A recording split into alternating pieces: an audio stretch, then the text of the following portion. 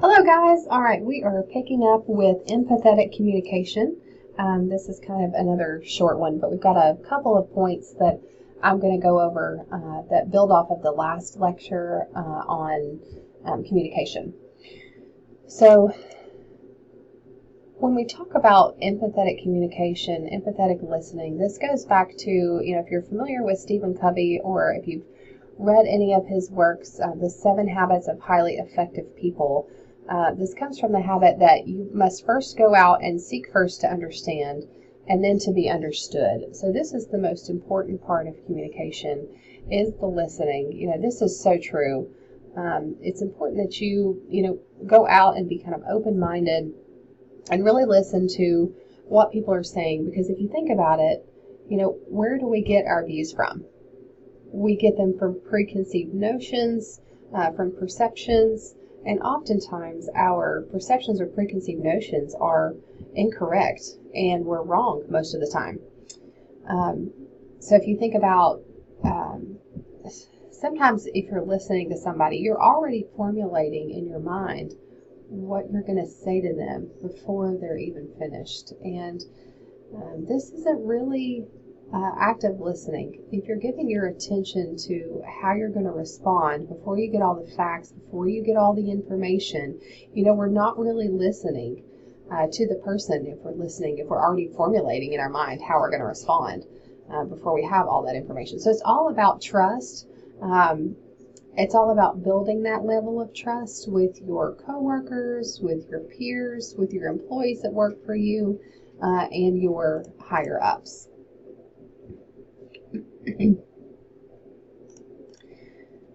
So if you want to be an effective listener, and I'm sure, a lot of you are thinking, oh, that's not me, I'm not really going to be able to do that. You can.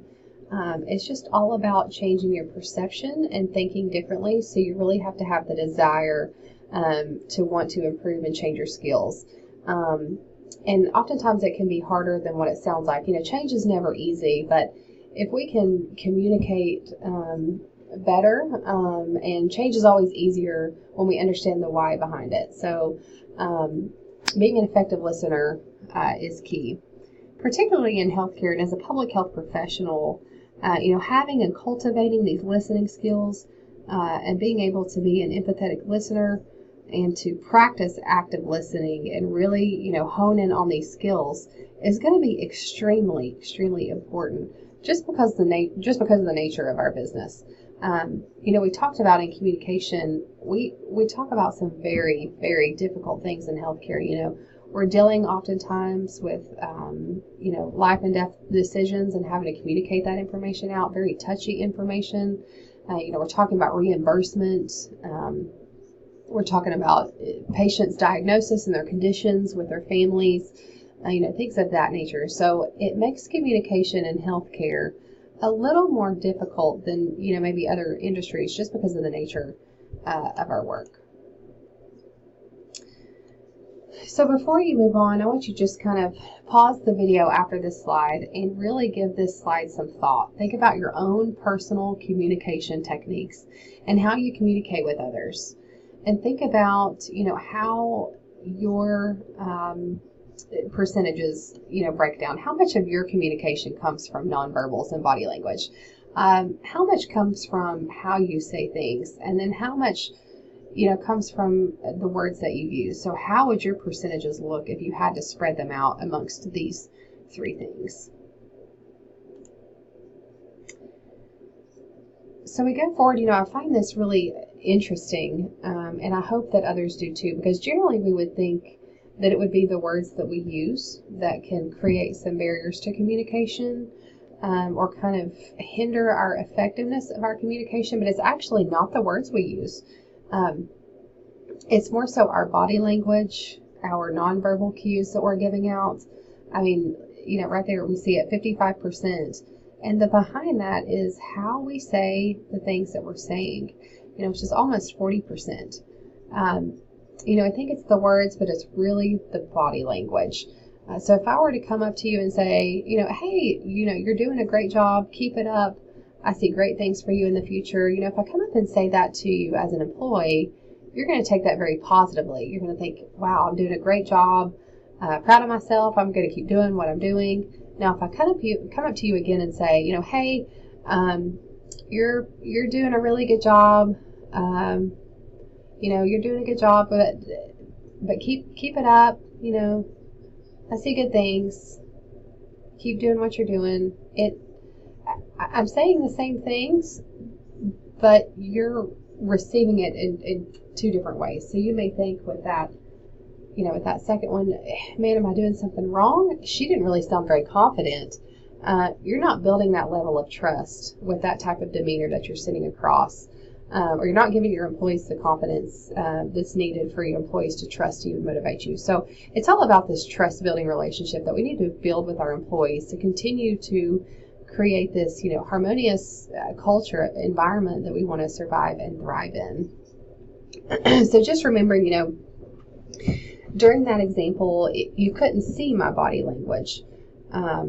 If I'm kind of rubbing my hands together, not really looking at you, maybe looking down, not really paying attention, these are all nonverbals that would kind of indicate, to you that something is wrong, that you're not doing something right. So just being very cognizant of not only what you're saying, but how you're saying it. How is it coming across? And what are those nonverbal cues that you may be given to the recipient, and that they may be receiving it differently than how you intend for it to come across. So these levels of listening kind of go in successive order, right? So it goes all the way up to empathetic listening, which is the best type of listening that we want to try and practice. So hopefully, a lot of us try to practice attentive listening, but if we can get to empathetic listening, that should be our goal. Listening overall is not only just, listening with your ears to the words that are being said, but having some level of empathy there. What are your eyes saying? What's your heart saying to the person, who you're listening to? We're using our eyes and our hearts and our ears and our body language to really hear the entire message. Because remember, only about 7% are the words that we're saying. So what are those other cues that we're giving off? And are we practicing empathetic listening? Are we messing with our hands? Do we have our arms crossed? Are we closed off to the person we're talking to the conversation? So we really just need to be cognizant to the way that we're saying things and the body language that we're using.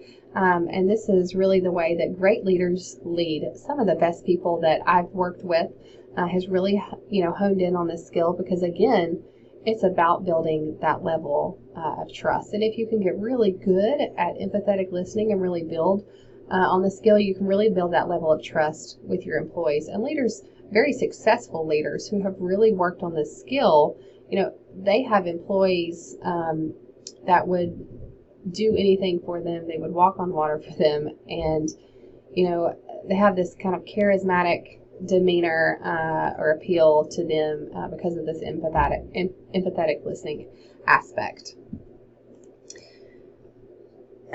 So we introduced mirroring techniques there on the last slide. I want to cover that a little bit more in depth. But mirroring techniques are basically techniques that are used during communication to really establish understanding and making sure that you're hearing the message correctly when you're listening. Because when people say things to you, go back to the body language, go back to the how we're saying things, not just the words. You may interpret what someone is saying differently than how they mean it. So by using mirroring techniques, you're able to go back and say, if I'm understanding you correctly, this is how I'm understanding what you're telling me. This is what I'm hearing, and kind of repeat back in your own words, how you understand the issue or the problem that's been brought to you. And mirroring techniques may seem like it takes a lot of time on the front end, but I can almost guarantee that it's going to be, much more helpful to do this on the front end than try to clean up a mess on the back end because of lack of communication. 90% of the issues that we see can almost always be traced back to a lack or a breakdown in communication, because we either didn't communicate correctly, or we didn't make sure that we understood the message, the way that it was intended. So, there are some times that you don't want to use mirroring techniques, especially around touchy subjects. So just know when to not use mirroring techniques and when to use them. But it can help you overall in making sure that you understand the message correctly, so that you can kind of troubleshoot right then and there.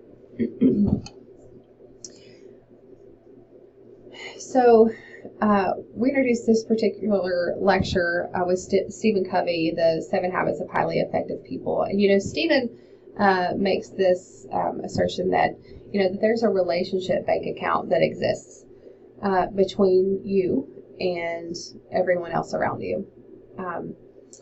So again, going back to that level of trust, to make a deposit, if you will, into this bank account, you do things like empathetic listening. You do things like active and attentive listening.